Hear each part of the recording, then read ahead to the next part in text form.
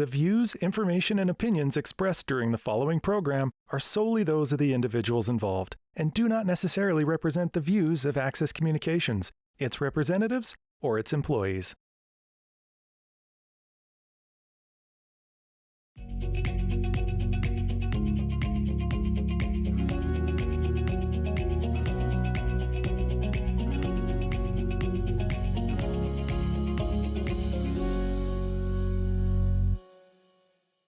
All right. Well, I'd like to welcome everybody that came out to listen to me blabber on for the next couple of hours. You're not going to have to listen to me for the entire time, as we have a couple of videos that you're going to watch about Dieppe and portray what happened on the 19th of August in 1942. So I have a nice slide presentation that we're going to go through here, and it actually worked. Green Beach was the code name for the beach that the South Saskatchewan Regiment landed on in 1944. There was other beaches that other Canadian Forces units landed on, but in particular we're going to focus on Green Beach. And yesterday was the 80th anniversary of Dieppe. This is the first Saturday, so I thought it was just appropriate that we do what I would call a living history presentation to basically educate and portray some new information that's come about with regards to Dieppe. So that's the South Saskatchewan Regiment Cap Badge and the Canadian Volunteer Service Medal. And in '94, the government came out with a clasp seen on the right. Looks like a boat anchor with a Thompson submachine gun and a albatross for the Army, Navy, and Air Force to commemorate and to mark Dieppe veterans. So the 19th of August, 1942 was that day in infamy that it was not the first battle that Canadian forces had taken part in, but it was actually the second. Hong Kong, being on Christmas in 1941, was the first engagement of Canadian forces, and we all know how that went. And subsequently, on the 19th of August, we had a similar type event that didn't go so well for Canadian troops. So this is kind of an outline of Green, Red, and Blue Beach. There was a couple other beaches there as well. But again, on the southern part was Green Beach with the South Saskatchewan Regiment and the Queen's Own Cameron Highlanders. And like everything else, the plan was to take their objectives as quickly as possible. The whole raid wasn't supposed to last more than a day. That's why only 523 men ended up going that day, because they didn't need all of the support troops that they normally would have taken into battle, because it was just supposed to be an in and out sort of deal that ended up going wrong. There was 300 ships, 800 aircraft, 600 assault troops, 5,000 of those were Canadian. They were supposed to launch a one-day attack known as Operation Jubilee on the French port town of Dieppe. 2 minor beaches on the flanks, one at Pai and one at Pourville, were captured, while an attack 30 minutes later was scheduled on the main beach by 2 Canadian infantry battalions, the Essex Scottish Regiment and the Royal Hamilton Light Infantry. Of the 5,000 Canadians who landed on Dieppe, 907 were killed, 586 wounded, and about 2,000 were taken prisoner that day. So just to give you a little idea of the scale of that operation. We're going to watch a video here that's actually a pretty good portrayal about what happened, and then we will discuss some of the things on a personal level that happened to members of the South Saskatchewan Regiment.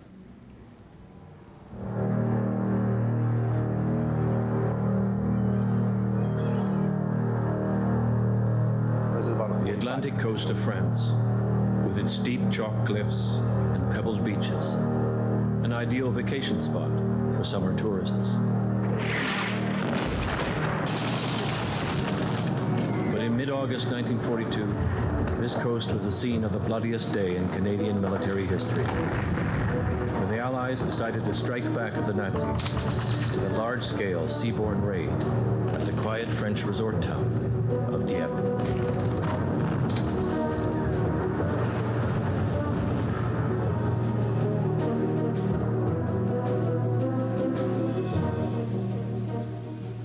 This is Dieppe Canadian War Cemetery. After the fall of France in 1940, the only way the Allies could strike back at the Germans was by air or through commando-style raids. This is the grave of Private Eugene Neal, the Essex Scottish Regiment. He was killed in action at Dieppe, 19th of August, 1942. He was 50 years old. Private Neal was one of 900 Canadian soldiers who died at Dieppe for king and country.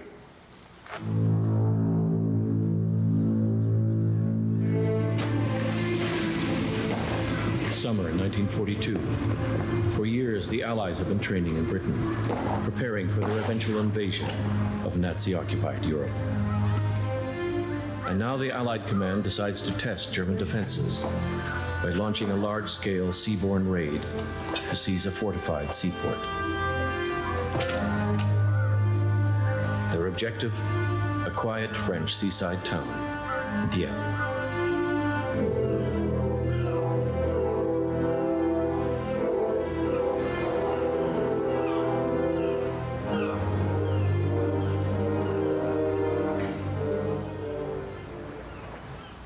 This is the port of Dieppe.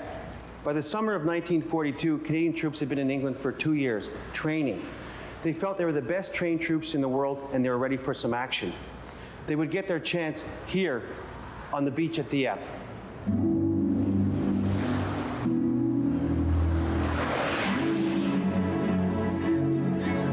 Eager to see its men in action, the Canadian government has volunteered 5,000 Canadians, who with 1,000 British troops board their ships on August 18th, 1942, and set off towards the coast of France.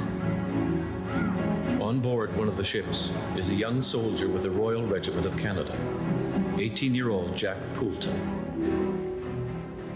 Dear Mum, I am writing this letter on board the troop carrier HMS Queen Emma. We are finally going to see action.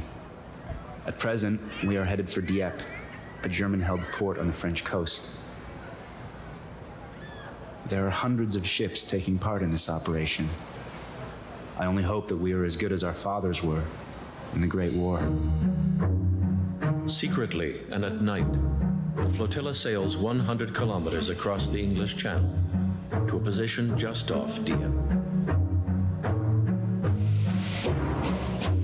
The plan is for the Canadians to land under the cover of darkness and capture 2 headlands at Pourville and Puy that overlook and defend the beach at Dieppe itself. But the 2 headlands are heavily fortified by the Germans with bunkers, machine guns, and mortars.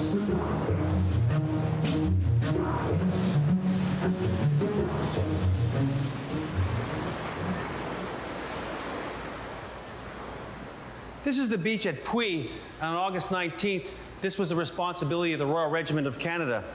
They were to storm ashore, take the village, and capture the eastern headlands. That would protect the attack of the main beach. But this is a formidable position, and the only way they were going to take it was by surprise.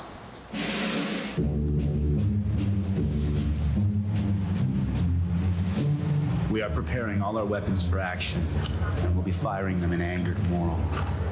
We must have the benefit of surprise and the cover of darkness. We volunteered and trained very hard for this, and would not want to miss it under any condition. I know that your thoughts and prayers will be with me tomorrow on August 19th.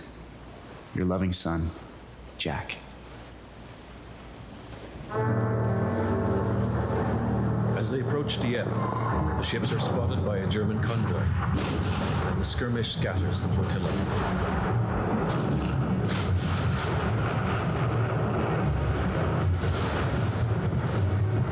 Now the Canadians will arrive at Puy in full daylight, in plain view of the defending Germans.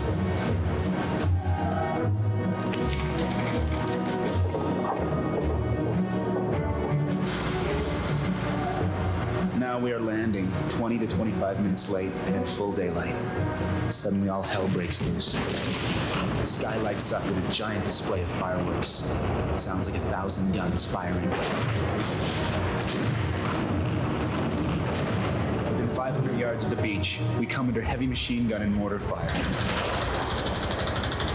The bullets hitting the hull of the landing craft sound like hail on a tin roof.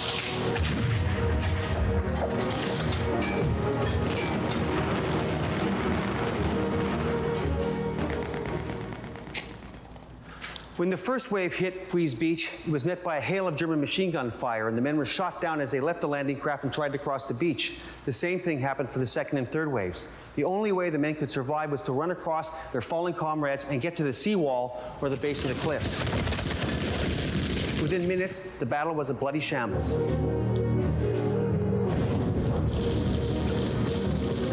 I staggered up the beach with a machine gun kicking up the stones at my feet. I still wonder how he missed me. As the smoke screen was clearing, I emerged aghast at the carnage before me, and I knew I'd landed in hell.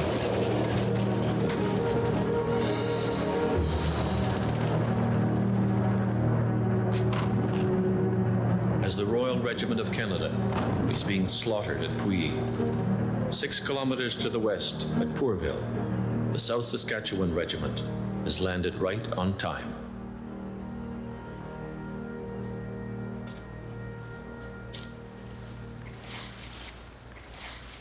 This is a German bunker near Pourville. It has a commanding view over the village itself, and the plan on August 19th was for the South Saskatchewan Regiment to land on the beach, capture the village, then push up here and capture the western headlands.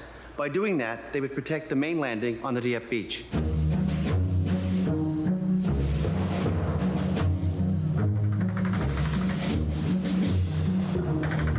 The Canadians fight their way through the village of Pourville, but fail to take the heights. And now the German guns on both the eastern and western headlands can focus their fire on the main Canadian landings at Dieppe.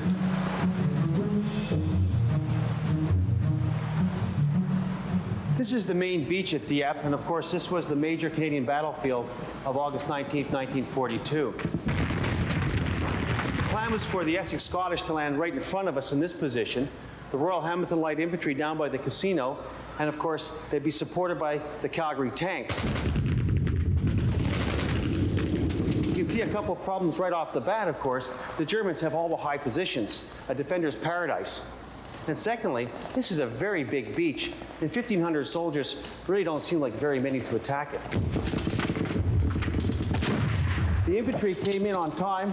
The Essex Scottish landed right here, and the Rileys opposite the old casino, but the tanks were late.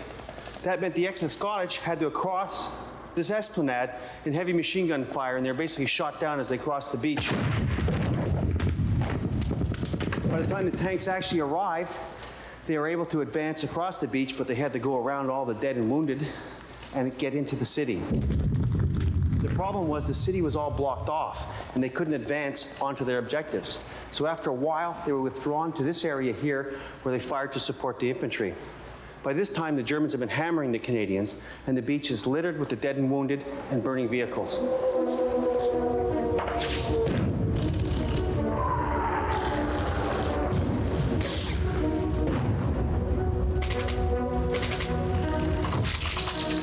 Crouching on the beach with the Royal Hamilton Light Infantry is Captain Dennis Whittaker. I was determined to get my men off before the enemy artillery, mortars, and machine guns annihilated us. To our right, I saw the casino. We got inside, entering on the run and firing our Sten guns. The building was filled with Germans. In the fight that followed, some were shot. We jumped out the window and over the bodies of the enemy to a low wooden shelter. As we arrived here, a heavy concentration of mortar bombs came down on us. It was impossible to move. We lay there for 20 or 30 minutes, feeling great repulsion for every German alive.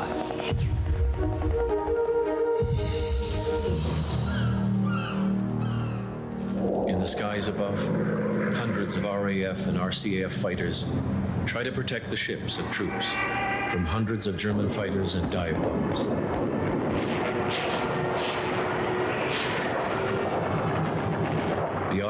fighters managed to draw German planes away from the troops on the beach. But in just a few hours, the Allies lose 106 aircraft. The most costly day in the war for fighter pilots.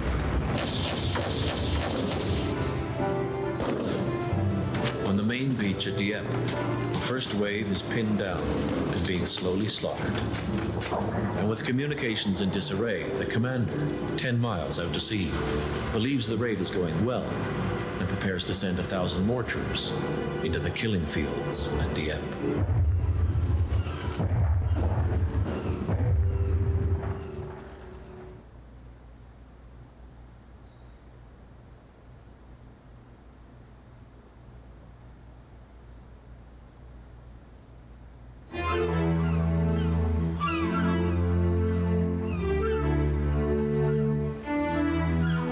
Less than an hour after it began, the attack on Dieppe has turned into a massacre.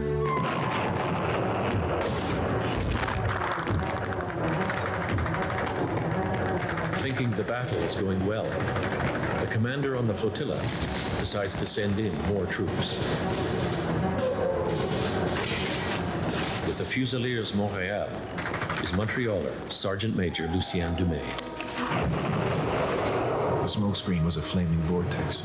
We were in it for less than a minute as we were traveling at full speed. The beach was a shambles, and a lot of our men from the second wave were lying there, either wounded or dead. Some of the wounded were swimming out to meet the flotilla, and the sea was red with their blood. We stood by as they died, powerless to help.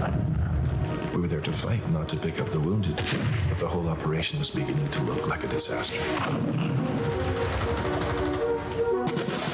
Many of the Rileys had been cut down on the beach, and now it was us who were falling right and left. The air was seething with flying steel, and it seemed impossible to make the 200 yards across the beach without being killed. Nobody could get through that. Leading his men through the hail of fire is the commander of the Fusiliers Montréal, Lieutenant Colonel Dalla Ménard. I think I had taken 3 steps when the first one hit me. When the second bullet got me, there was pain with this one, as the bullet burned through my cheek. I picked up my pistol again and pushed myself to my feet. When we got over the parapet, the third bullet hit me and went clean through my wrist. I barely felt it. There were plenty of snipers around. One of them got me. It had the same sledgehammer effect as the first bullet, but this time I managed to stay on my feet and keep going. When the 5th bullet hit me just above the right ankle, it kicked my leg out from under me, and I went down again. A handful of troops fight their way into the town, but realizing that the raid is a disaster, they retreat. 5 hours after the landings, boats race in to try to rescue the survivors. There was a mad rush for the boats. They came over the doors, they came over the side, and as the boat was rocking, these dead bodies were coming in. There were shot coming through the doors. I remember seeing bodies at the water's edge, rolling back and forth with the surf. And you could tell where the craft had come in because there were groups of bodies at a given point where a craft had loaded. Of the almost 4,000 Canadians who attacked the beaches, only 1,000 make it back to the ships. Thousands are left behind, most of them dead or wounded.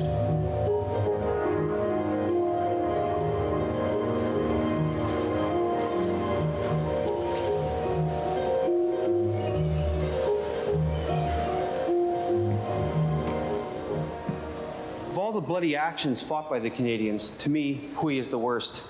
Without surprise and proper artillery support, it was suicide. 1 in 3 of the attackers died. This plaque reads, "On this beach, officers and men of the Royal Regiment of Canada died at dawn, 19 August 1942, striving to reach the heights beyond.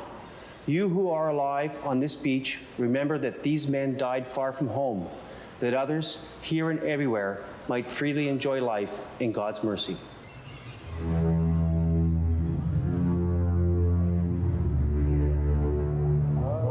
the 2,700 men left behind, only 1,800 survive and are taken prisoner. This Allied test of Nazi defenses proves that a seaborne invasion of Europe will not be easy. And the demonstration comes at a high price. In a few hours, almost 900 young Canadians have died on the beaches of Dieppe.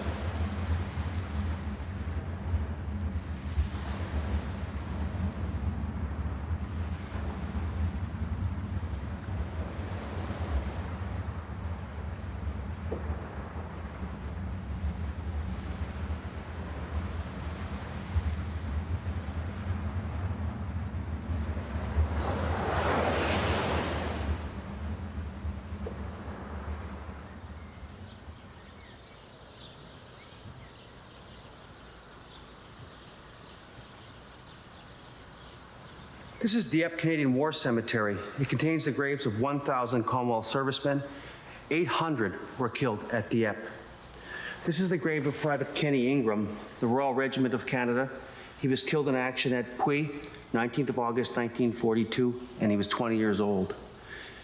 It's remarkable that he's buried with his brother, Sergeant Robert Ingram, also of the Royal Regiment of Canada. He was killed 13th of August, 1944, near Caen, and he was 23. The inscription reads, "Beloved only sons of George Allen and Mary Alma Ingram, Toronto, Canada."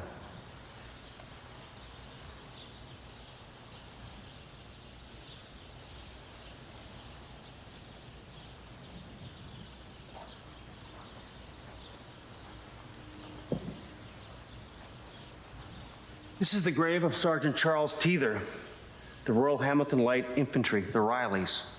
He was killed in action at Dieppe on the 19th of August, 1942. His inscription reads, "From tired joy and grief afar and near thee, Father, where thine own children are, I love to be." He was 37 years old. Dieppe was the darkest day of the war for Canada, but it told the Allies that any invasion would have to be better planned and better executed. It also told them courage can only go so far.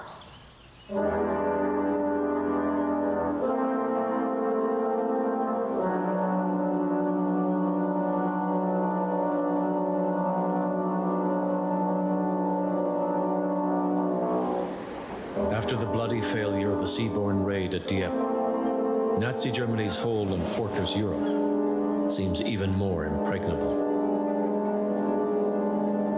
For a time, there will be only one way for the Allies to strike back: from the air.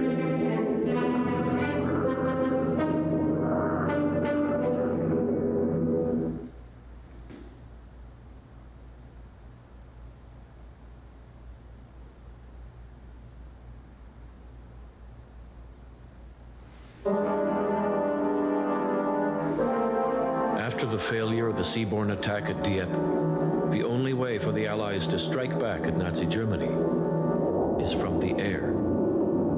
And the Allies launch massive raids with hundreds of bombers deep into the German heartland, hitting industries and cities in the hopes of paralyzing the Nazi war machine and destroying the German people's will to fight.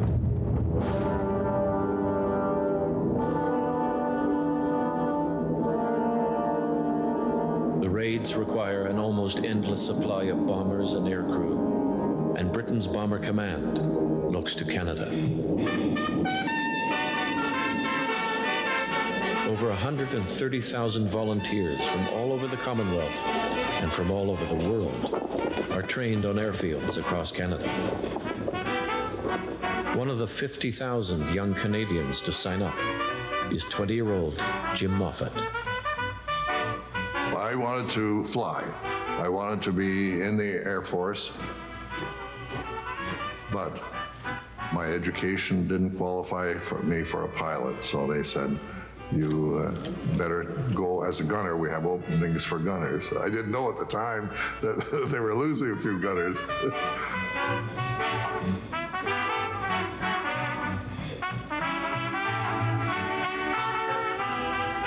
We had 122 in the class. And I thought if I really work hard, I could maybe get about halfway up the line. So after they had the exams, they all yelled, "Hey, Moffat, guess where you are?" And I said, "Oh, don't tell me I'm at the bottom." No, guess up. Well, halfway, oh, guess up. I came second in the 120th. Soon, thousands of Canadian airmen are sent to Britain to fly with Britain's Royal Air Force and Canada's Royal Canadian Air Force. And in January 1943, the Royal Canadian Air Force 6th Group of Bomber Command is formed, with its own network of airfields and bases. Soon, the quiet Yorkshire countryside in the north of England is home to thousands of young Canadian airmen.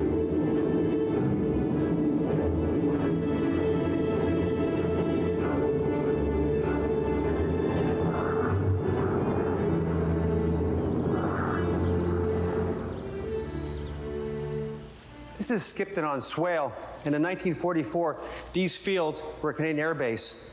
Out of respect to the Canadians, the local farmer left some of the buildings standing, and this is the control tower.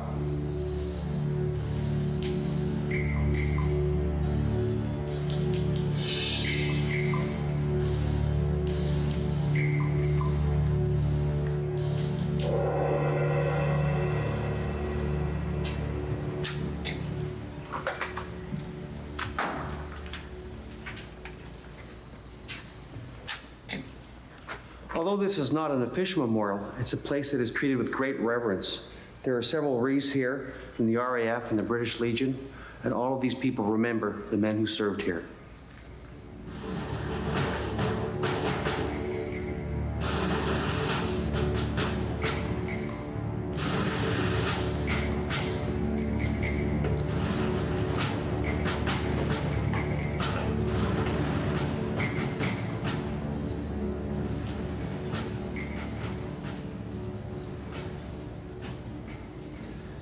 This is the top story of the control tower. On the day of an operation, this is where the operation would run from. We'd have up here maybe a squadron leader, intelligence officer, the med officer, everybody who would coordinate the taking off.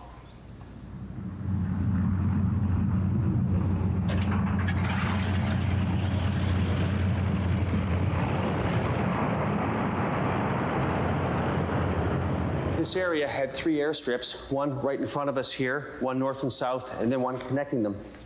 And for an operation, the aircraft would come in from the dispersal points, fully loaded, and start to take off.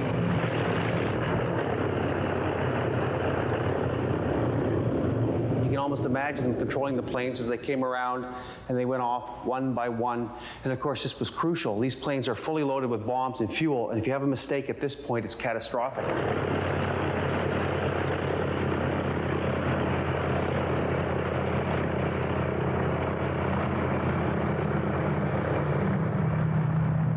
Then they'd have to wait, maybe 6 hours, 8 hours, depending where the mission was going to, for the people to come back.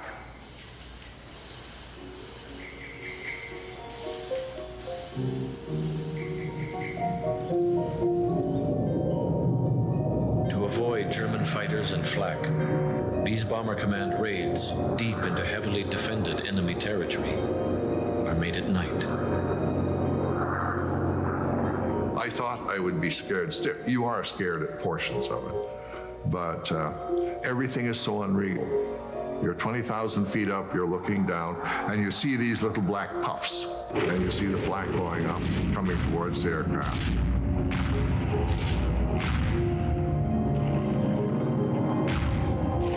Sometimes, if they're underneath, your aircraft jumps, and sometimes you hear a rattling of steel against metal, and you hope that nothing comes through and touches you.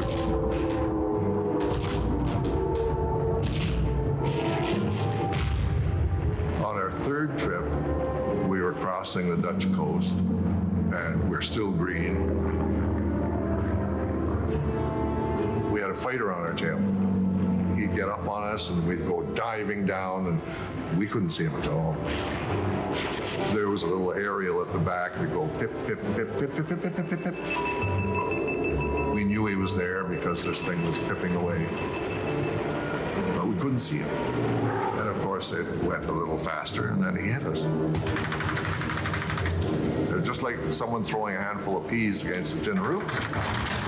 But he hit the bomb load. And there was fire shooting out of the bomb load like a blowtorch.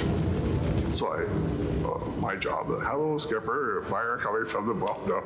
And he said, oh, hell, I can see it from here.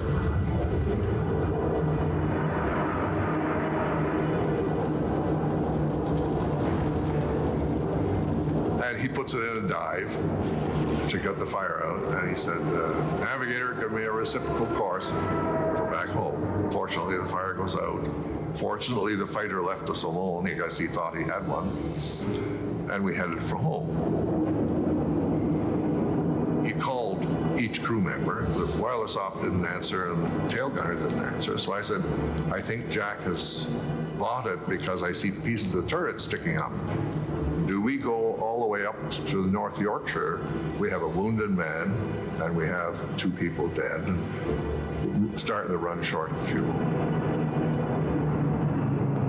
We can't get the wheels down. The hydraulics are shot away. So he said, tells the commander down there, we're landing on our bomb load.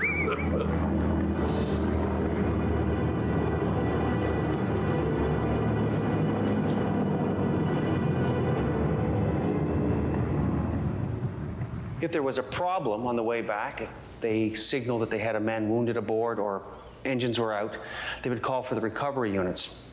And it's fascinating that these buildings are still here. One's for the fire engine or the fire truck.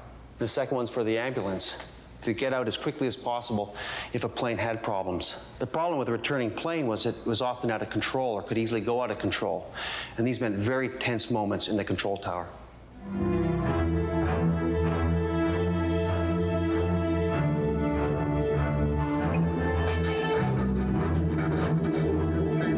He said, well, fly around for half an hour. Give us time to get everybody in the air raid shelter. So we're flying around.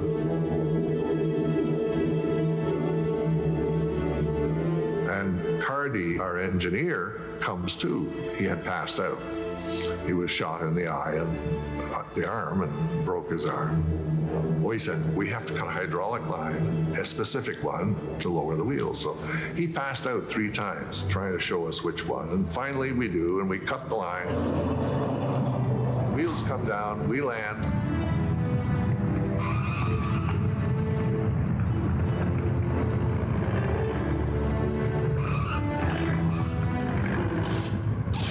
The minute we stop, it explodes in flames again.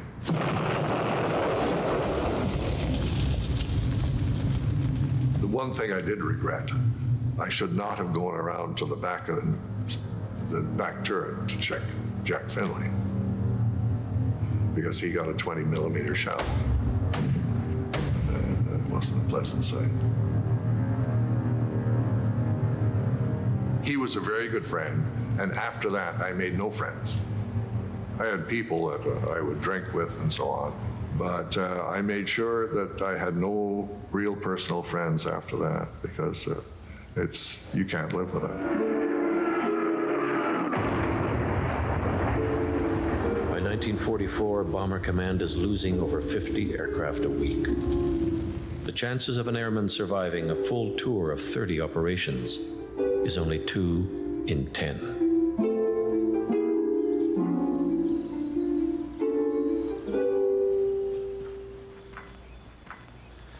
This is what remains of one of the 3 airstrips at Skipton. During a day of a mission, each aircraft would be out here on its dispersal point, and the aircrew would be basically hanging around waiting to see whether a mission was canceled or whether it was a go or not. They'd watch as the bombs would be delivered and brought into the bomb bays.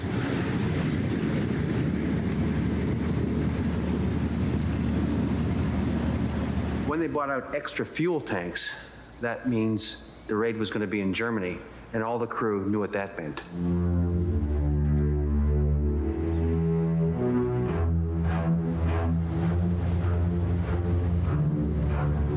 On the night of March 30th, 1944, all over England, thousands of airmen and hundreds of bombers gather for what will be one of Bomber Command's most ambitious raids. More than 1,000 kilometers away, deep into heavily defended German airspace. The target, Nuremberg.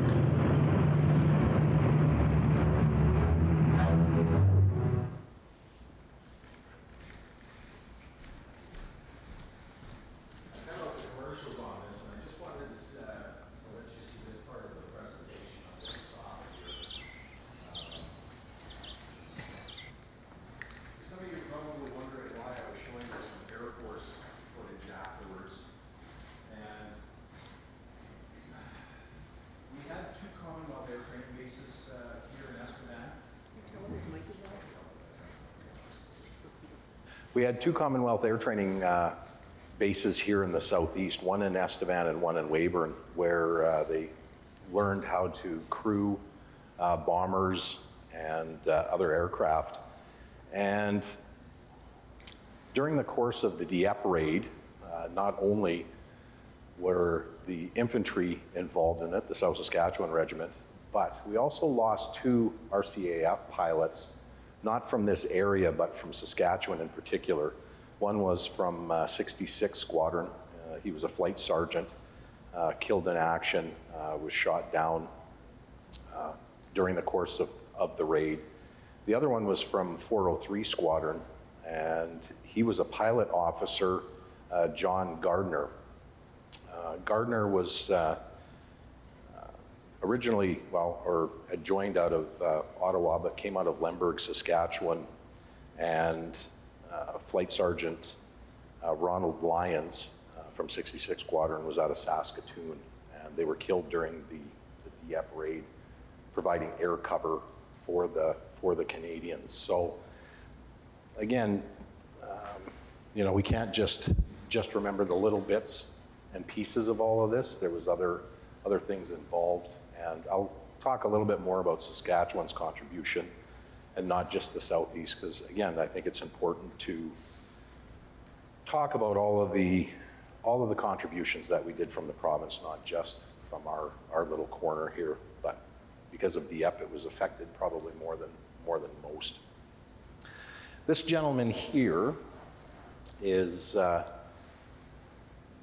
John Edmonston. He actually took part in the raid, and he wrote some memoirs as to his account of what happened.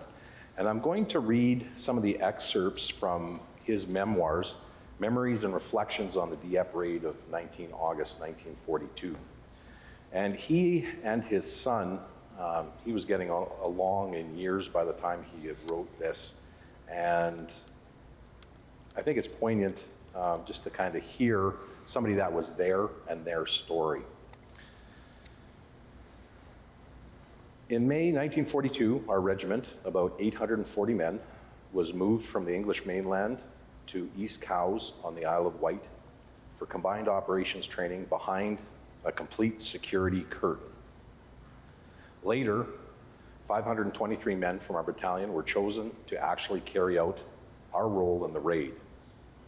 On 12 June 1942, on the first full operation rehearsal named Yukon 1, we were landed by the Navy on the Dorset coast in the morning darkness, a mile off course. We were halfway up the beach when someone on shore hollered, "Stop, you're in the middle of a minefield." We answered, "We might as well walk through it as back out." So we walked through it, and we were lucky enough to miss them all. On the second full rehearsal, named Yukon 2, which occurred on the 24th of June, the Navy managed to land us close to our embarkation point. So it's kind of a common theme where the Navy can't get it right and lands them, where they're not supposed to, and then, landing them in the middle of a minefield. Luckily, nobody was injured, with regards to that. But, tragedy always strikes. So this is a photo of some of the Canadian troops embarking on the landing craft while they were training for the Dieppe operation. Briefings for Operation Rudder. In the evening after training, towards the end of June, the officers of our regiment and other regiments of the 2nd Canadian Infantry Division attended briefings on the proposed operation at Maritime Headquarters.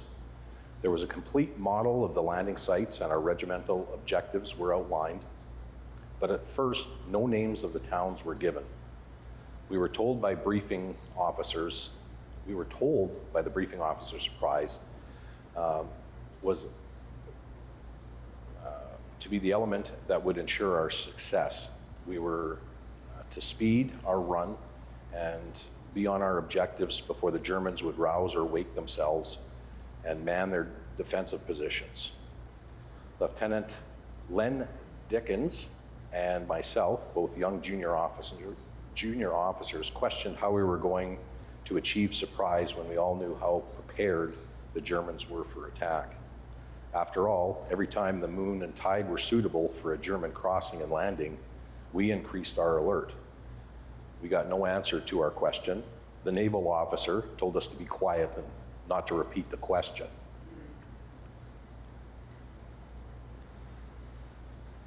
So this is Lieutenant Len Dickinson. On the 7th of July, we boarded the ships and lay offshore west of Cowes, ready for the actual operation codenamed Rudder. However, rough weather and seas forced the cancellation of the operation. While we had been waiting for the signal to proceed, a German aircraft came over. It dropped a couple of bombs, one of which hit the ship in the area of the ship that I was on. The bomb went straight through 2 decks and out the side before it exploded. So fortunately, no one was injured by the explosion. After cancellation of the operation, we left the Isle of Wight and stayed temporarily at Whitehurst Park before moving to Toad Hill Tented Camp near Pulborough on the mainland. There, we resumed training. So you can already see that there's a little bit of a theme going on here, landing in a minefield and Germans already bombing ships while they're practicing. We sailed just after dark in order to avoid the daily German air reconnaissance. It was a warm, quiet night with a bit of a moon and a bit of high cloud. In the early morning hours, as we steamed south, the left or east flank of our convoy bumped into a German convoy, and there was a hell of a clatter of guns and tracer fire going in all directions in the black of night. Our reaction at the time was not that we would have been seen, but that something had been seen. Yet the Germans did man and sleep in their defensive positions at Poi, a raid objective nearest where the convoy encounter had taken place. So by this time, they were all in landing craft, such as this. This one happens to have a Churchill tank in it. Before long, we were offshore. We climbed down from the mothership into our landing craft mechanized, or LCM, which carried about 110 men. In total, our battalion was carried by 2 LCMs and 10 small landing craft assault, or LCAs, which each carried about 30 men. So those are the bigger landing craft that would hold 110 men, and these are the smaller ones that held 30 men and equipment. Then we were launched towards the shore in the dark before dawn. It was about 5 a.m. on the 19th of August when we touched down. We could just make out the outline of the beach and the wall before us. As we moved forward up the beach, the landing craft withdrew to the convoy offshore to wait under the protective cover of the smokescreen laid down by the ships and airplanes. So now he talks about the description of Pourville and their objectives. Before continuing the story, I must describe Pourville and our objectives. Pourville is a small village lying in a valley. There's a steep headlands on the west side of the valley and an even steeper headland on the east side. The River Sy runs north down the valley through the village and empties into the English Channel. In 1942, there was a dam to hold back the river. So the village on the long east-west isthmus of the land, with the sea in the front and the man-made lake behind, created by the Germans to deny freedom of movement to invading forces along the valley, it was all flooded. There is one main street or road running east-west through the village. The road forks at the base of the east headland. One fork or road goes up and over the east headland and then descends into Dieppe, which is just under 1 mile distance from Pourville. The other fork of the road runs along the valley floor at the base of the east headlands. Our battalion of 523 men was divided into 4 companies of about 110 men, a battalion headquarters commanded by Lieutenant Colonel Cease Merritt, a special force of about 30 men, and a first aid post with stretcher bearers of about 20 men. So it gives you kind of an idea how they were broken up into the group. And this is just some more pictures of the carriers and the ships as they were going into land. As we landed, the West Headland surrounding area on the right was C Company objective, Major Cloud Orme, officer commanding. The village in front was for B Company, and it was commanded by Major Lefty White. The German radio direction finding, or RDF station at the cliff's edge and surrounding area on the east headland was A Company's objective, and Murray Austin was the commanding officer of that company. The Quatre Vents, or Four Winds Farm, with an artillery emplacement further inland from the RDF station on the east headland, was D Company's objective, and Major Mac McCavish was the officer commanding that.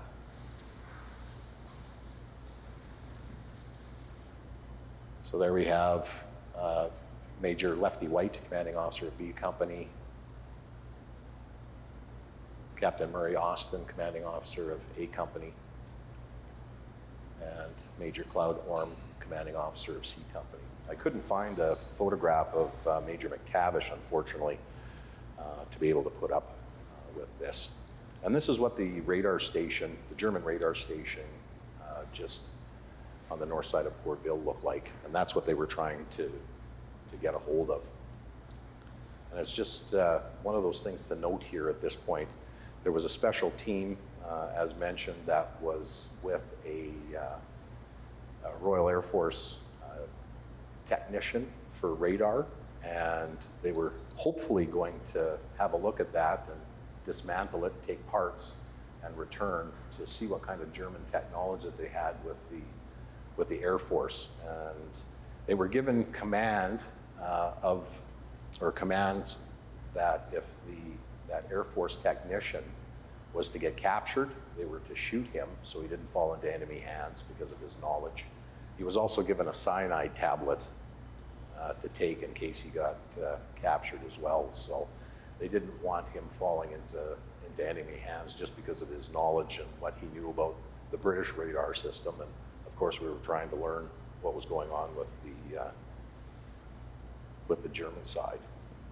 It should be noted that an Air Force RDF technician and a field security sergeant were attached to A Company for the purpose of gathering intelligence at that RDF station.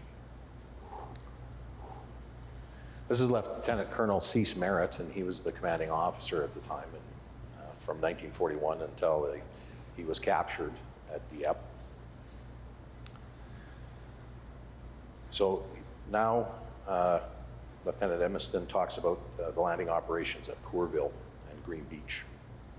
Let me pick up the story again at the point where we touched down. The ramp of the LCM went down and we raced up the beach to the seawall. However, we realized at the same time that in the semi-darkness, we had landed on the wrong side, or the west side of the river side. A German machine gun opened up and tracer bullets whistled along the top of the beach wall. The wall was covered in wire, so I called for a Bangalore torpedo, which was used to destroy the wire, but none was immediately at hand. So I called for a wire cutter. Out of the darkness, wire cutters were thrust into my hand. The message was painfully obvious. If you want the job done, do it yourself. Officers lead. So that is some wire entanglements, but that is a Bangalore torpedo. So it was a long, basically tube filled with explosive that they would have pushed through the wire entanglement, set it off to make gaps in the wire. And unfortunately, they didn't have that available to them right away. So guess what you're doing with wire cutters? You're up there trying not to get shot with a machine gun coverage and trying to cut that. Confusion reigned in the village. There were Germans and French running about. The French were shouting, "Don't shoot!" And of course, we had orders not to shoot unless we could identify a German, but it was still semi-dark. Rounding the corner of the building, I came face to face with a German and had my first experience of using a Sten gun. I pulled the trigger, a dull thud, a misfire. He must have been more surprised and nervous than I was because he did not shoot. I ducked back around the corner and tried my Sten gun again. Thud again. So I threw it away and picked up a rifle that someone had dropped on the ground in the confusion. I fired it to ensure it was in working order and went back around the corner, but the German was gone. 2 years later, in Normandy, I always insisted on new weapons being cleaned and fired to ensure that they were in working order because of your life having to depend on it. So I have a Sten gun here. It's perfectly safe. I didn't even bring any ammunition in today. But they fire from an open bolt. They have a 30-round magazine that's attached to the gun, and there's a fixed firing pin. So in order to fire it, all you did was pull the trigger. And that's what he would have heard because it didn't fire.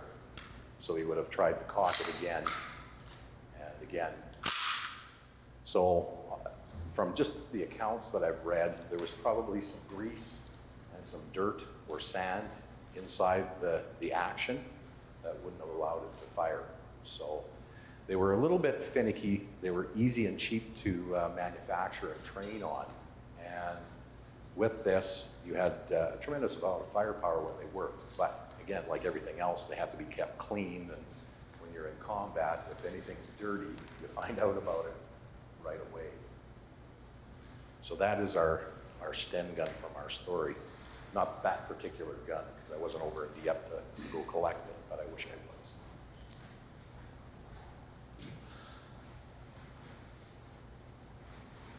So there's a picture of the soldier ready to go with a Sten gun. They also had a bayonet fitting with them, and I don't think officers wouldn't have been allowed sharp pokey things on their gun, so he wouldn't have had a bayonet, I'm sure. And here's a map of Pourville, and I'll get you to turn out the lights, Troy, for a second.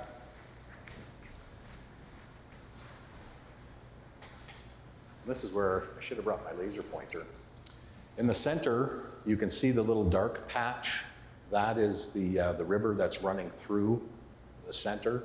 They were supposed to, as you're facing the picture, land on the right side, but most of them landed on the left side. So there's a bridge that's a little bit thicker over that dark spot in the middle.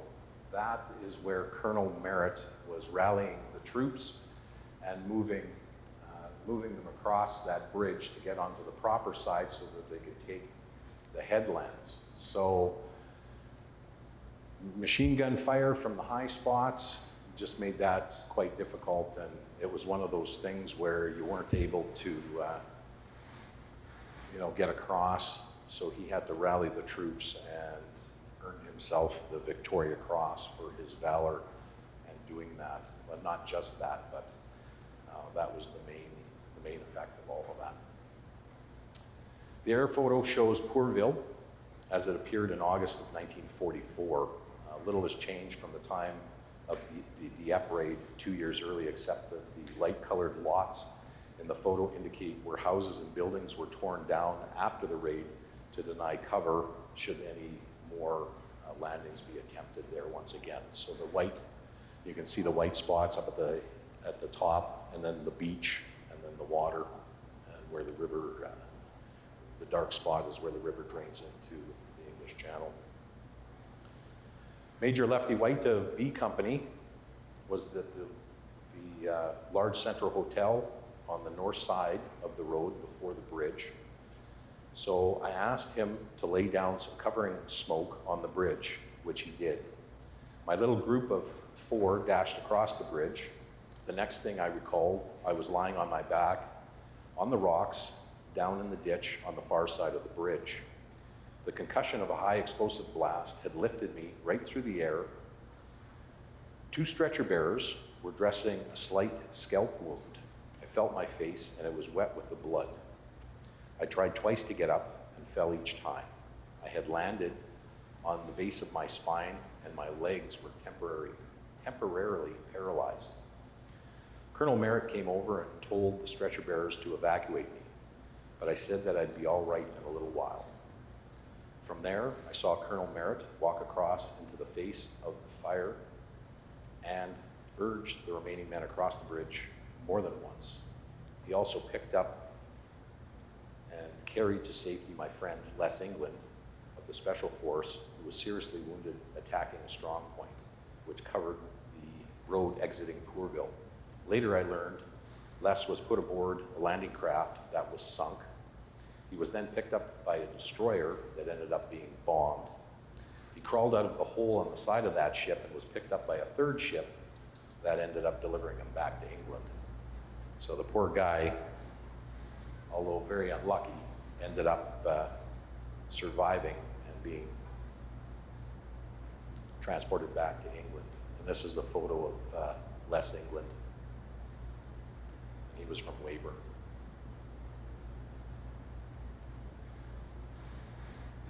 So I have another little short video. This was put together by another historian and basically highlights, I guess, some of the failures of Dieppe and specific things that went wrong during the raid. Not that me reading some of the memoirs, didn't highlight that, but pictures tell 1,000 words.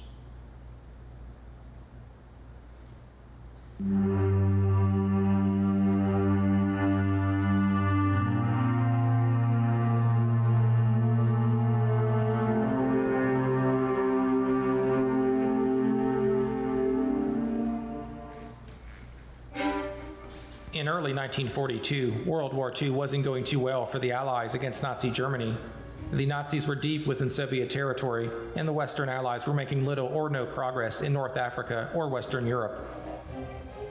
Joseph Stalin was desperate for the Allies to launch a second front in Northwest Europe to help alleviate the mounting pressure on the Soviet army and citizens.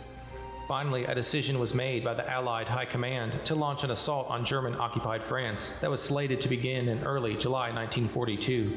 The coastal town of Dieppe, France, was chosen for the amphibious raid. A full-scale invasion of Western Europe wasn't feasible at the time, so a smaller-scale invasion was planned. It was initially called Operation Rudder. There were around 4 main objectives of Operation Rudder.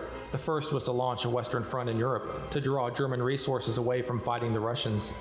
The second objective was to seize and maintain control over a major port for a period of time, to prove that the Allies could actually do it and to gain intelligence. Next was to destroy coastal defenses and strategic buildings during the planned withdrawal when the mission was completed. Finally, it was also proposed to boost morale of the Allies in a war that wasn't going very well for them at the time. British Lieutenant General Bernard Montgomery's Southeastern Command provided the troops for the operation, and it was decided that the 2nd Canadian Division were to make up the main bulk of the invading force, with around 5,000 men. The Canadian government had been pushing for its troops to see action in the war. For up until that time, they had been training in the UK for 2 years and hadn't seen any real combat yet. Other forces taking part were 1,000 British troops and 50 U.S. Army Rangers. Included were 237 ships and landing craft and 74 squadrons of aircraft, of which 66 were fighter squadrons. The raid was now called Operation Jubilee, and it started in the early morning hours of August 19, 1942. The landing points were given color-coded names, with the initial assault beginning at 4:50 a.m., with flanking attacks on 4 coastal batteries. At Orange Beach, No. 4 Commando was the only unit that captured all of its objectives that day when they neutralized the enemy guns. They were forced to withdraw under fire from superior forces. However, at Blue Beach, the Royal Regiment of Canada arrived late and was annihilated by German machine gun fire, as just 60 out of 543 men were later extracted from the beach. At Green Beach, the South Saskatchewan Regiment arrived on time, but landed in the wrong spot. Because of this, they had to cross a heavily defended bridge, but began to be gunned down by enemy machine and artillery fire. The Cameron Highlanders were right behind them, but both were forced to withdraw after unable to reach their target. Some Cameron Highlanders managed to penetrate further inland than any other troops that day, but were forced back by German reinforcements. A half hour later, the main frontal assault commenced by the Essex Scottish Regiment and the Royal Hamilton Light Infantry, supported by 27 tanks of the 14th Canadian Army Tank Regiment. The tracks on most of the tanks were stripped as they were driven onto the shingle beach, and soon became sitting ducks for German anti-tank guns. The tanks that actually crossed the seawall were stopped by concrete roadblocks. The infantry units were gunned down on the beach by vicious crossfire from machine guns hidden in the cliffs. Supporting fire from warships was far too light to make a difference in the battle. Canadian Major General J.H. Roberts, who was in charge of the ground troops, could not see the objectives because of the smoke screen laid down by ships to support the landing crafts. He was unaware of the chaos on the beaches and made the fateful mistake to send in 2 reserve units into certain failure. The first unit of the Mount Royal Riflemen quickly became pinned down underneath the cliffs after going straight into the center of the town. They became trapped and easy targets for the German machine gunners. The Royal Marine Commandos sent in to support them had been given their new mission at the last minute, and their transfer to landing boats ended in chaos. Many boats ended up getting hit by enemy fire and became disabled before getting to shore. Those that made it onto the beach almost immediately ended up getting killed or captured. By 11 a.m., the withdrawing of Allied forces had begun, and it was completed by 2 p.m. 3,367 Canadians out of 5,000 were either killed, wounded, or captured. The British commandos suffered 275 casualties, and the U.S. Army Rangers suffered 17. The Royal Navy lost 1 destroyer, 33 landing craft, and 550 casualties, along with the Royal Air Force losing 106 aircraft. The German losses throughout the battle were 48 planes and 591 casualties. The raid was a complete disaster in almost every way for the Allies. There are many reasons why the mission was probably doomed from the start. Because of continuing bad weather, the invasion kept getting postponed, and at that point, General Montgomery wanted the operation called off altogether, fearing leaks of the attack would get out. However, he was soon transferred to Egypt to command the 8th Army, and wasn't involved in the planning any longer. The delay in the mission also allowed the Germans a longer time to get ready for an invasion force by the Allies they believed might be coming at any moment. The decision to raid Dieppe in the first place was a result of poor planning, as military officials knew fully well that it was a heavily guarded port, but still went after it anyways. Surprisingly, the area was assessed using holiday postcards from travelers, which made enemy strength and terrain highly underestimated. German gun positions along the cliffs were not spotted by Allied air photographers. Also, the idea in attacking a beach with cliffs was a horrible decision because it gave the Germans a significant higher ground advantage against attackers. Furthermore, Major General Roberts was on a ship with poor communication abilities and didn't know how badly the mission was proceeding before making strategic decisions. To add to all of its planning problems, a number of changes were made that led to the complete failure of the mission. First, the planned massive aerial bombardment of the defenses was now reduced due to the fear of civilian casualties. Larger battleships due to attack the enemy positions were replaced by smaller destroyers off the coast because they were deemed too vulnerable to enemy fire. A parachute operation on the flanks was also called off, to be replaced by Army commando raids straight onto the targets. Finally, the Germans were on high alert after French double agents warned that Dieppe was of high interest to the British. After the battle and throughout the war, Allied leaders, including Winston Churchill, tried to put a positive spin on the outcome of the battle, saying that they learned valuable lessons that were incorporated into the success of D-Day nearly 2 years later. However, Operation Jubilee really had no chance of success even before it was launched. Many believe the lessons learned from the battle were mostly common sense and did not need the utter failure of the raid to prove them. British General Sir Leslie Hollis, deputy head of the military wing of the War Cabinet, judged the operation as a complete failure. He commented that the many lives that were sacrificed in attempting it were lost with no tangible result.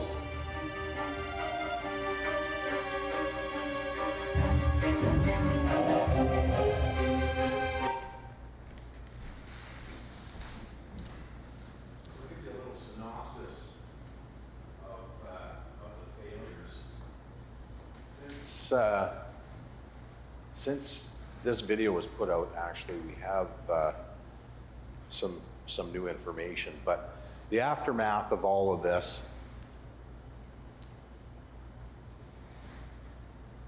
was the South Saskatchewan Regiment ended up, of the 523 men that embarked, 78 were killed.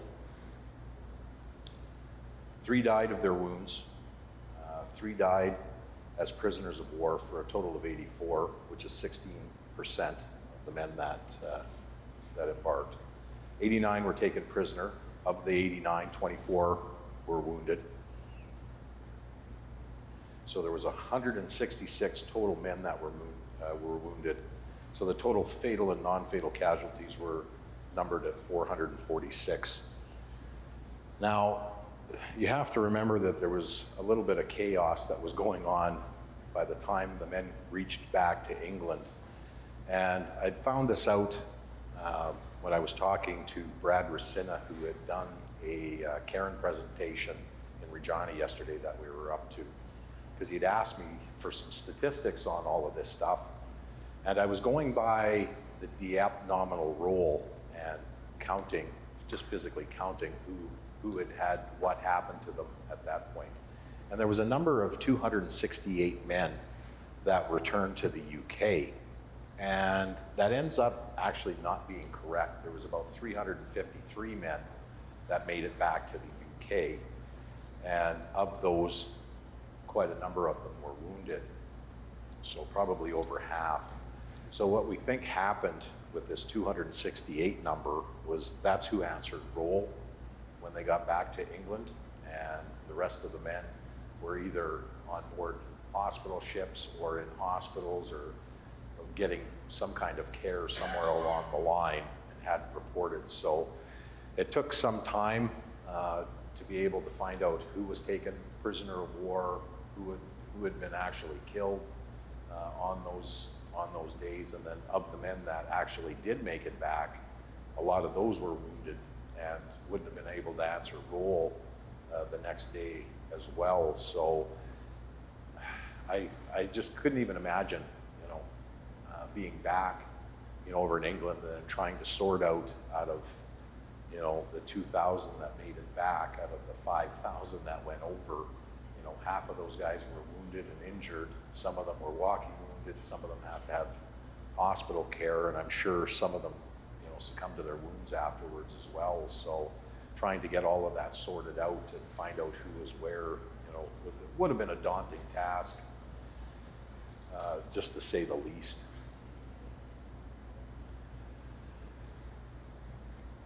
So for a lot of years, and there's been a lot of books written in regards to the Dieppe Raid. I have an assortment here. Green Beach by James Leeser is probably one of the older ones. Quentin Reynolds wrote this in, I think, 1944 is when this one came out. And basically, everything was classified and top secret.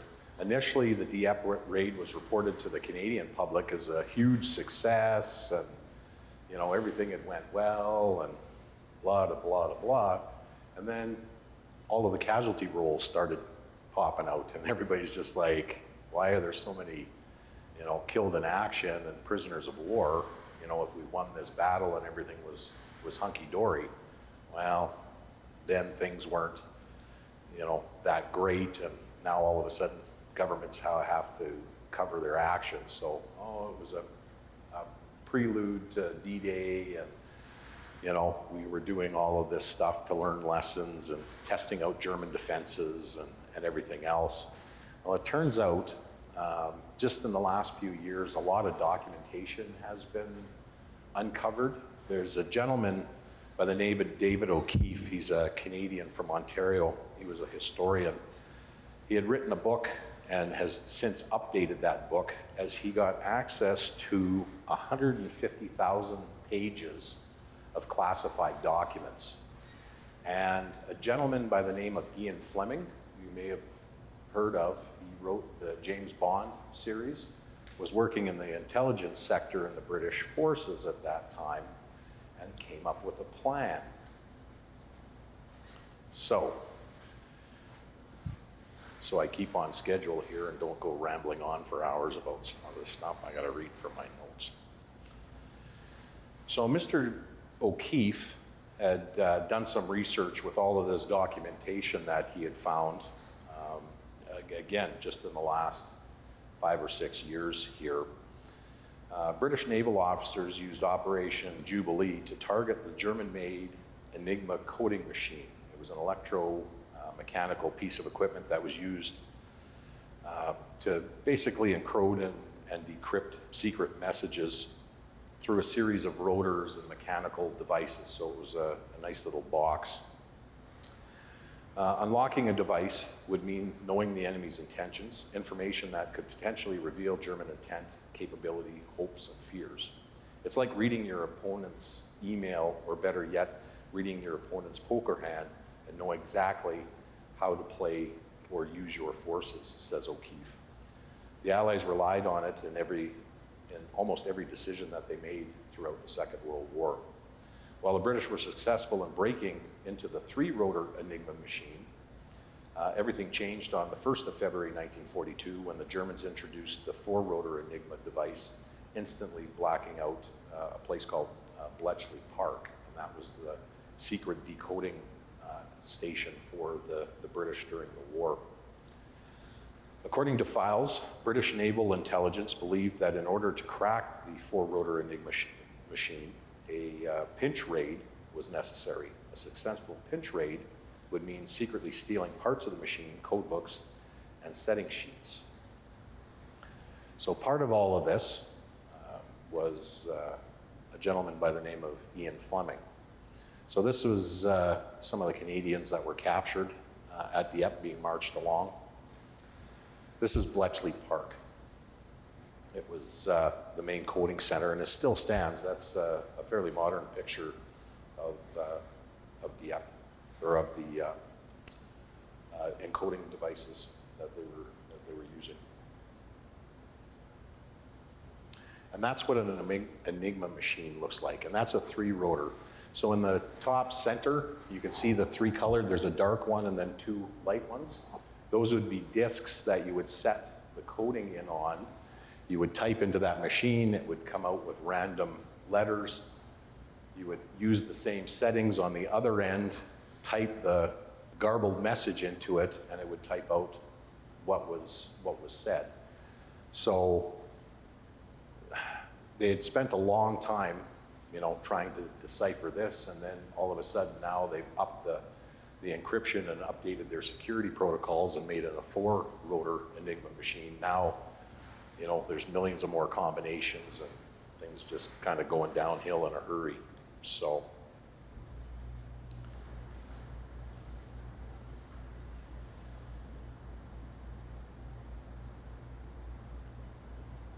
I just missed a little spot. I'm gonna have to back up here a little bit. All right. So when we were talking about the Enigma machines, most of the British and Canadian soldiers that were taken prisoner after the Dieppe Raid, thought that this was all, useless and not a good plan to begin with. And I was just reading some comments that a veteran of Dieppe had told some of his relatives that they basically hated Montgomery because of the incident at Dieppe, and that it was totally a useless operation. And a lot of the veterans had lost friends and people that they had known for years through that operation. And because everything was veiled in security and secrecy, they didn't really find out what was going on. And a lot of the veterans went to their graves afterwards, unfortunately, thinking that all of this stuff was unnecessary. And it wasn't until recent times now that all of this paperwork and documentation has come to light to show that, although Dieppe was still a failure and they didn't get what they needed out of it, they were actually trying to shorten the war and do some things that they weren't aware of by trying to get this Enigma machine. So Bletchley Park was located in the north of London. was the center of British code breaking in the Second World War. Scientists, mathematicians, and code breakers would intercept and crack enemy radio messages by breaking in and using ciphers, codes to keep that top secret information private. For the Allies, the Bletchley operation was crucial move in moving supplies and to win the Battle of the Atlantic. And because they had broken those codes, they were able to track the U-boats and divert convoys, providing England with supplies and make sure that they got back safely. So that's Ian Fleming. Now, he was again, one of those analysts that was in the top secret end of the spyware, and ended up subsequently writing the James Bond novels after the war. He acted as personal assistant to Britain's head of Navy intelligence, Admiral John Godfrey.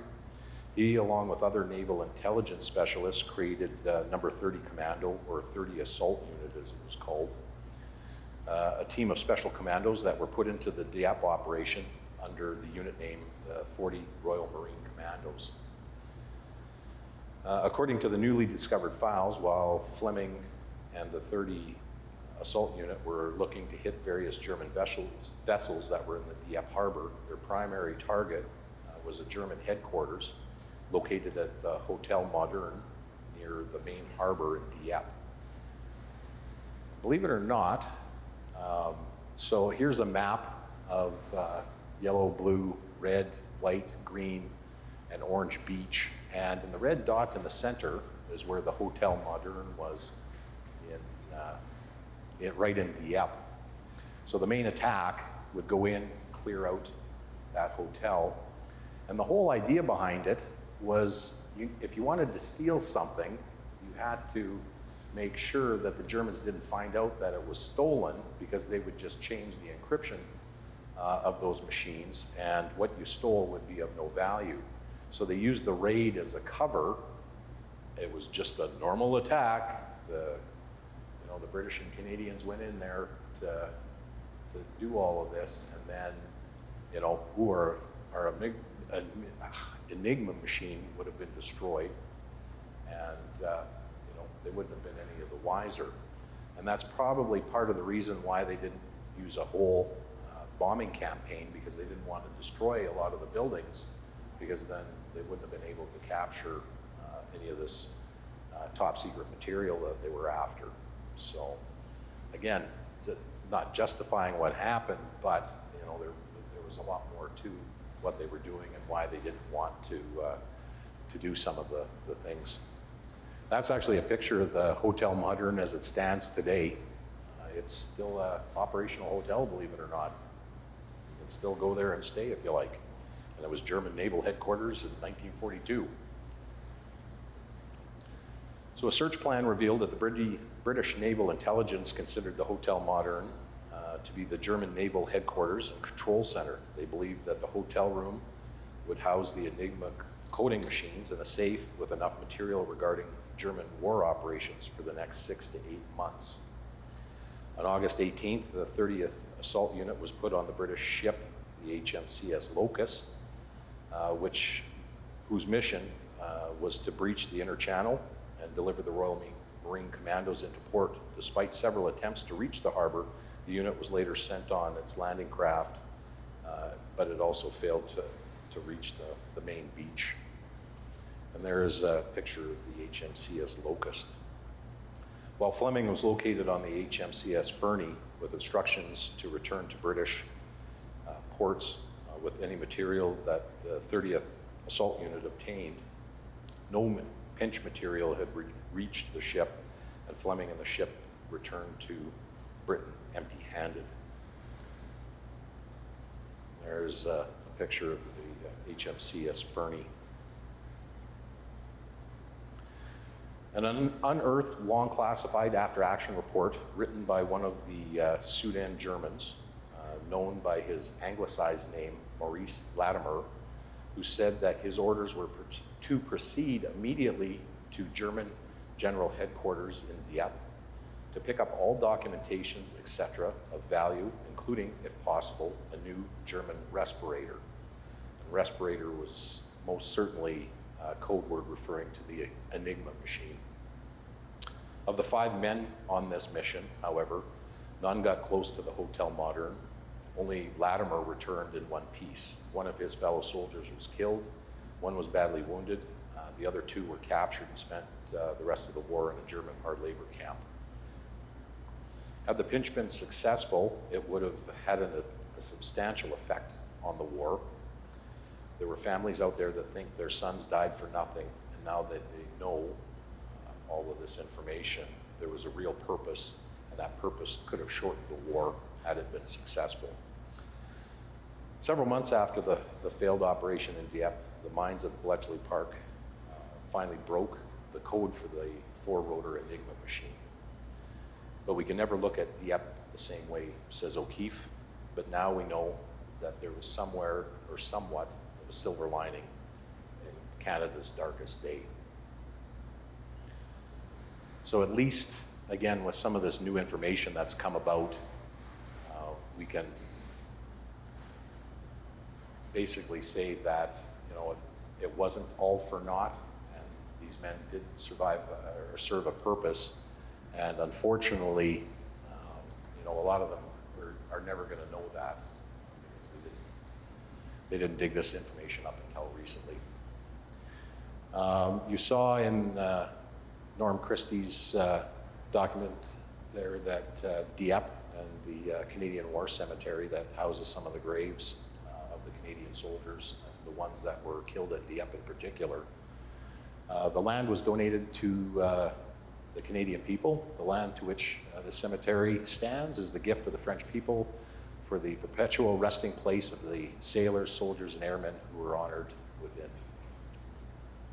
Just some pictures of the monument that's now looked after by the Commonwealth War Graves Commission, and all of the graves around the world that have Commonwealth servicemen are just immaculately kept, just in honor.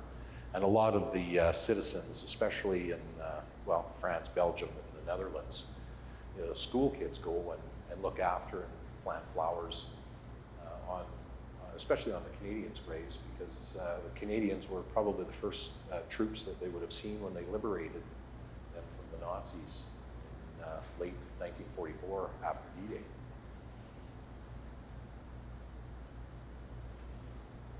So I've broken this down just to give you a little bit of idea of some of the men from the local area here.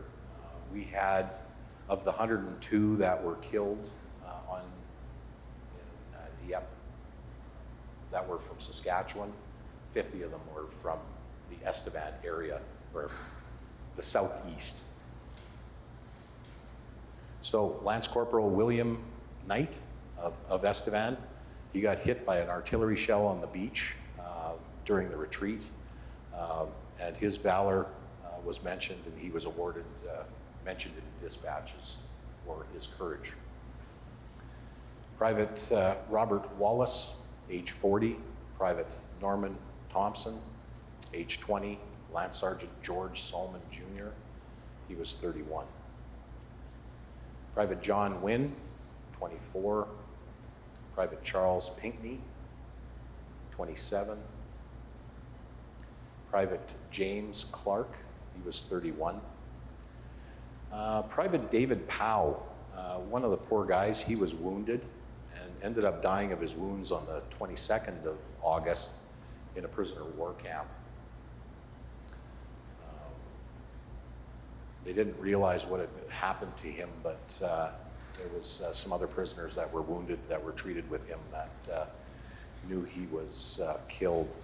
And it was kind of strange. I guess they made a special note because he was commemorated at Brookwood, which is a cemetery where bodies of Allied servicemen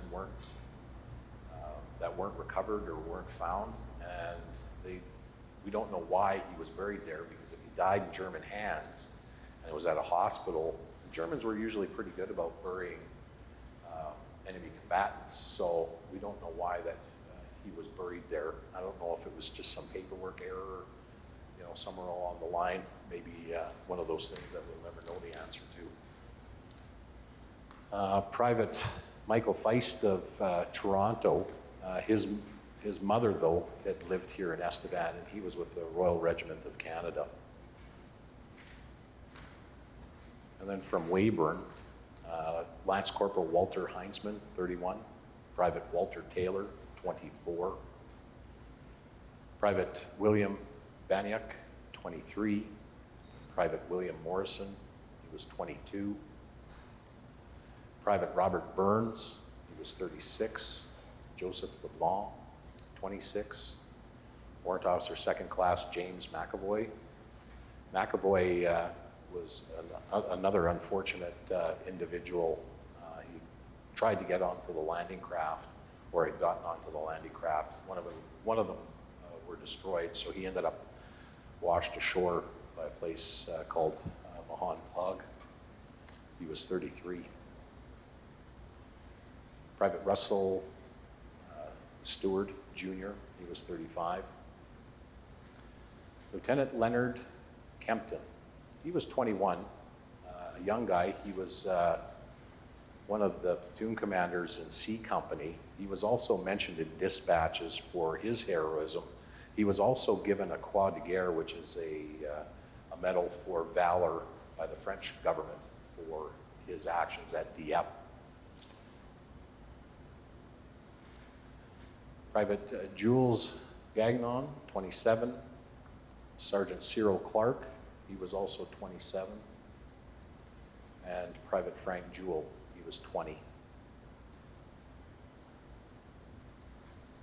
And now for the southeast. This is all the rest of the communities. Private Joseph Heinz from Bean Fate, which is, for people that aren't around here, Bean Fate's about 10 kilometers east of here. It seems likely that he was lost at sea during the retreat from Dieppe, and he was found by some Belgian farmers up the coast. He was 24. Lance Corporal George Redwood, also of Bean Fate, died on the 28th of August. He was wounded at the Dieppe Raid and died in a POW camp 9 days later. He was 27. Private Truman Norton, he was from Elida. He was 24. Melville Beatty and his brother, Walter Beatty, were both from Carlisle. Both had enlisted in Weyburn a week apart, and both died at the Dieppe Raid. And it was one of those unfortunate things. Many families lost sons in the Dieppe Raid, but it was one of those cases where two sons of the same family had died. They were 23 and 22.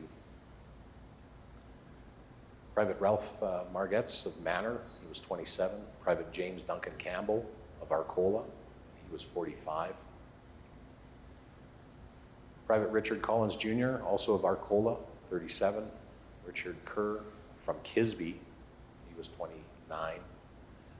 Earl Poole of Stoughton, he was 27. Private Gordon Danforth of Griffin, Saskatchewan, he was 26. Lynn Everness of Griffin, he was 21. Private Anthony Gallant of Dumas, Saskatchewan, he was 31. Sergeant Fred Tromberg of Kennedy, he was 26. Private Cecil Last of Creelman, he was 23. Private George Brennand of Moosomin, he died on the 1st of September from wounds that he had received, and he was 22. Private Robert Carswell of Moosomin, he was 26. Lance Corporal Harvey Coulter of Wapella, he was 21. Private John Bachelou of Kendall, he was 30. Private Alden Rochon of Montmartre, he was 21. Lance Corporal Kenneth Bartlam of Grenfell, he was 19. Private William Jasson of Grenfell, he was 36. Private Raymond Pickford of Broadview, 20. Private William Stanger of Indian Head, he was also 20. Private Herbert Richmond of Ogama, he was 22. And then, of course, we not only have men from the South Saskatchewan Regiment, but other other people from this area that ended up in different regiments for whatever reason. Private Austin Mighton, he was from Toronto, but he was born in Froude, just west of Stoughton, and then moved to Toronto. He had lived at several places and was a member of the Royal Regiment of Canada. He was 27. Lionel Martin of La Pella, he was with the Queen-owned Cameron Highlanders. He was 24. Sergeant William Corson of Parkman, he was with the 2nd Field Security Section, Canadian Intelligence Corps. He was 36. Of the raid that took place, 102 of the 907 killed in action were from Saskatchewan, and 2 of those, as I mentioned, were also RCAF pilots that died during that day. And this is the memorial in Pourville. It was erected by the people of Pourville in recognition of the South Saskatchewan Regiment of the 2nd Canadian Division, who landed on the beaches around Pourville, and they will be remembered. I have a poem that I was given yesterday by the president of our Legion, by a member of the South Saskatchewan Regiment, a gentleman by the name of Wilf Dunkley. And he wrote this on the 28th of August, 1942. He was in the battle and had made it back to England afterwards. And this is his poem. No crowd to cheer us on our way, no martial airs, it was late in the day. Our Godspeed was the silent word, whispered good luck as we marched aboard. Moving forward quietly fast, with hardly a breeze on an ocean of glass, the hum of the ships assail in our ears, while quietly striving to hide our fears. Many times we check our arms, laugh at rumors and alarms. For this we've trained to do our part, the waiting or it's time to start. We're there at last, and now we feel the foeman land beneath the heel. Silent and crouching, ready to go, awaiting the signal from the unit CO. There is no respite for those who fight, screams of shells in deadly flight. We fought and held till time ran low, held the beach, heard the tides murmuring flow. Morning of hell and of pain, dear God, will we see home again? Or is this our day, and now 'tis done? Do we stay on the beach in the midday sun? The boats are moving out at last, amid waters churned from cannon's blast. Filled with wounded, bloody and torn, with the heat of the day and battle worn, we stood the test in freedom's cause, and in agony did not pause. That's our answer to duty's call, not found wanting, that is all.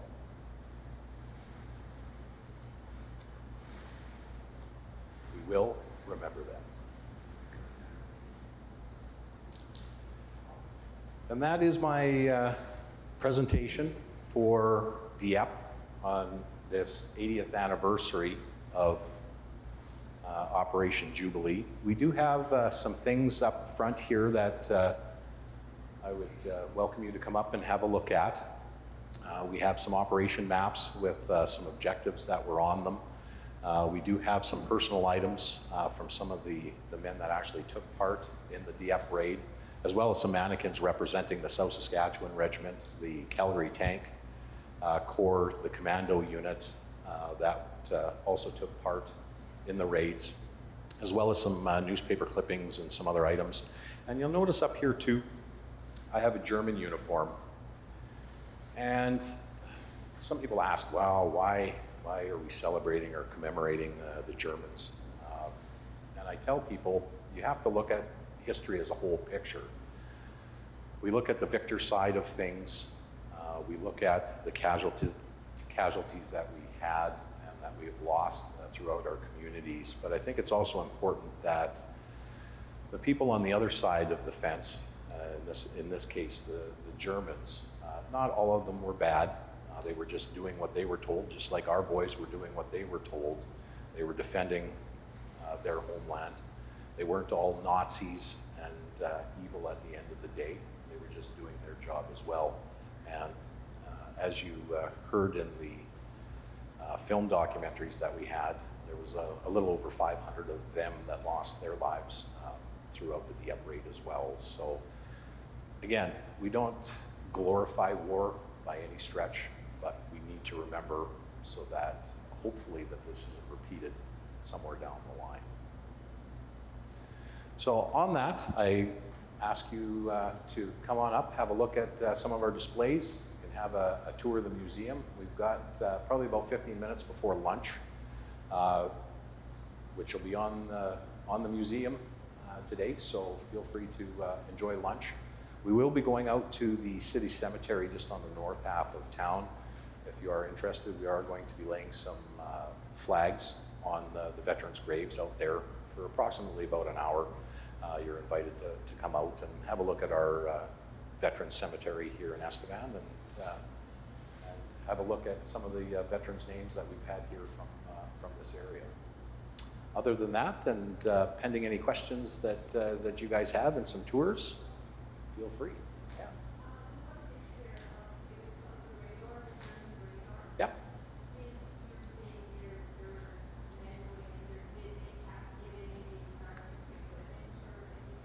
No, unfortunately they didn't make it because it was up higher on the hill and they weren't able to penetrate that far in. Some of them that did, they hit German resistance and they got reinforcements in and were pushed back to the beach right away. So very, very few of the organizations actually made their objectives on that day.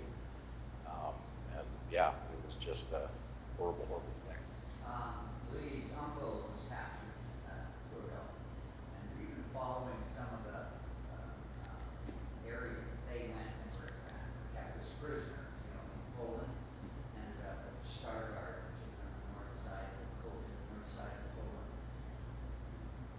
The other half of the story is the prisoner of war component and their eventual, the death march in January of 45 and their repatriation back to England. Have your people and your group done any work on that level or looked at that, the other half of that? No, I haven't gotten that far. We've just looked at certain individuals and got prisoner of war roles and nominal roles and that sort of thing. So we haven't really gotten into that. The unfortunate part of all of this stuff, it's like a rabbit hole. It took me about 3 weeks to put this presentation together, and it's, what do you put in? What do you take out? I got to keep it at roughly about 2 hours or you're going to get bored and start throwing things at me. But it's, you can so easily branch off into this, that, and diving into some of the lives. And unfortunately, I've done more so about the local people here in the Southeast, and gotten their histories and followed some of their paths through the war, because again, not all of these guys died during Dieppe. A lot of them came back and then ended up coming back over after D-Day and then going through, and we've got their tracks where they've gone through France, Belgium, and the Netherlands all the way up into Germany and followed their paths as well. So I will get there eventually. I've only got so much time on our hands, unfortunately.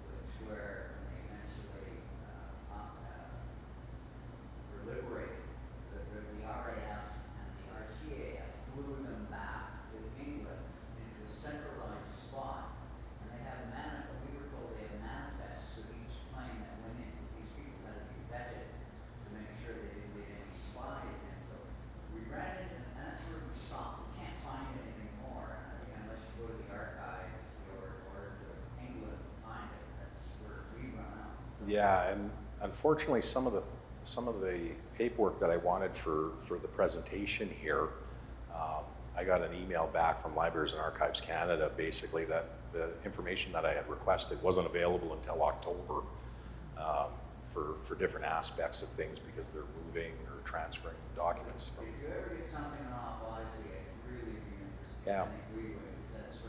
Oh, for sure.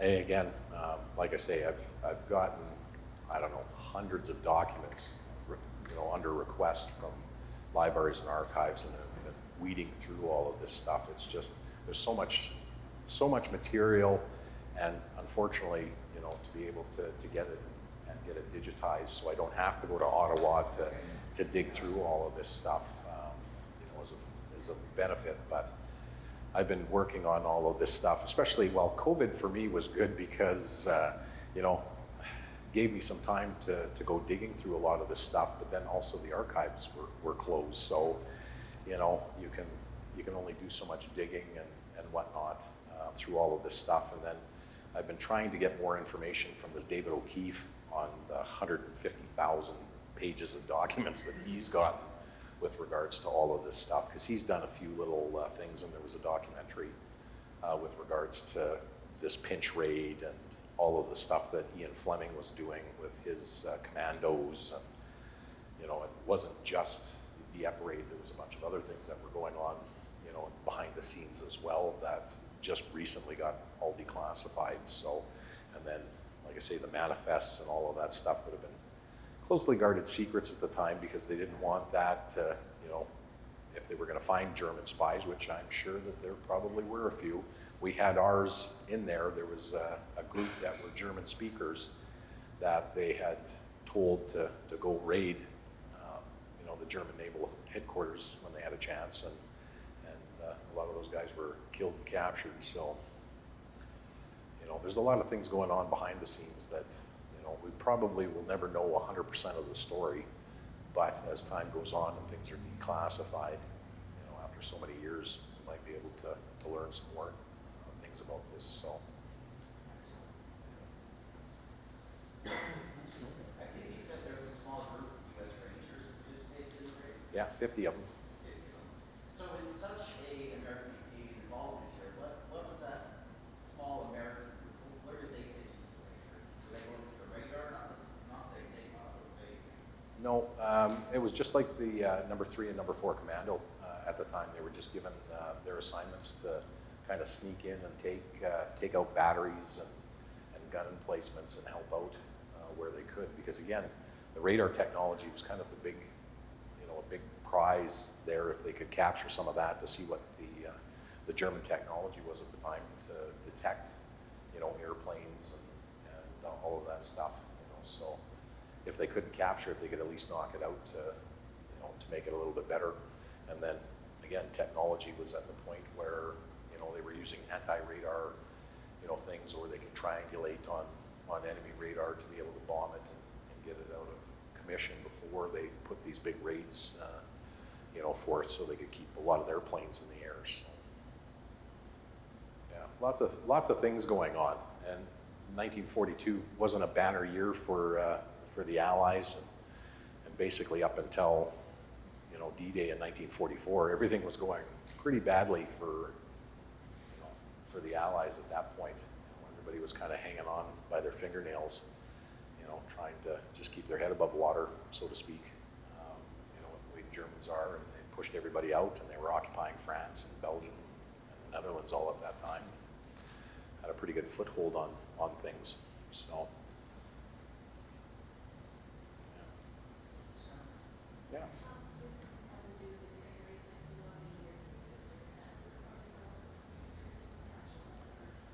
Not off the top of my head. There were some that were around here. Yeah. Yeah. Like I say, I've been interested in doing the Army end of things here for quite a while. I've collected, Army stuff for the last 35 years, and now all of a sudden, I started up the Southeast Military Museum in conjunction with the Legion here, and well, now I have to get Air Force stuff, Navy stuff, which is all right too, but it wasn't my main focus, so I'm kind of starting from scratch with some of these other things that were going on, because it was all about the Royal Regina Rifles, which is a unit that I was part of for a long time, and then coming down here, learning about the South Saskatchewan Regiment, and then working with we have Ken Turner here at the back. He was actually a veteran of the South Saskatchewan Regiment.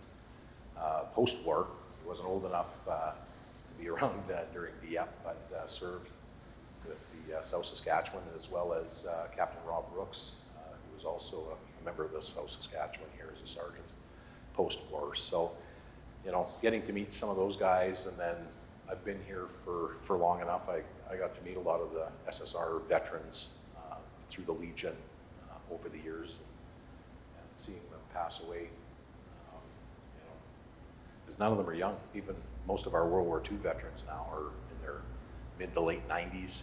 I was just watching the commemoration that was actually happening over in Dieppe yesterday, and they had a member of the Calgary Tank Regiment that was still alive. He was 102, you know, so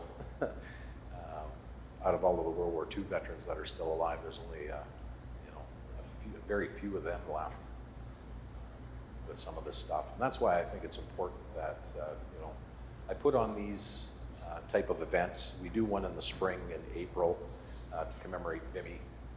I do a different one every year, and it's based on people from the Southeast here. Normally, first World War II presentation I did was on the Battle of the Scheldt, which again, the South Saskatchewan Regiment, the Regina Rifles, the Winnipeg Rifles all took part in. But I usually do that later in the fall, in September, October, because we have the cadets here. We have an Army Cadet and an Air Cadet Corps here in Estevan. And when the kids are here, usually we have the Cadet Corps here as well, so all the kids are partaking in all of this, just with the circumstances that we've got going on here, and just because of the dates and timing and other events, I thought, well, we'll do this here close to the anniversary date and see how it goes with this. So I thank you guys all for coming out today, and like I say, feel free to have a look at the museum, and I'll be hanging around here, answer your questions as best I can. I have Mr. Troy LeBlanc, the bearded fellow at the back. Here is my executive assistant, and he knows a couple of things too, but he was Navy. So we have a little rivalry going along, and he's my Navy balance in the museum here. So, but yeah, we can. Thank you very much for coming.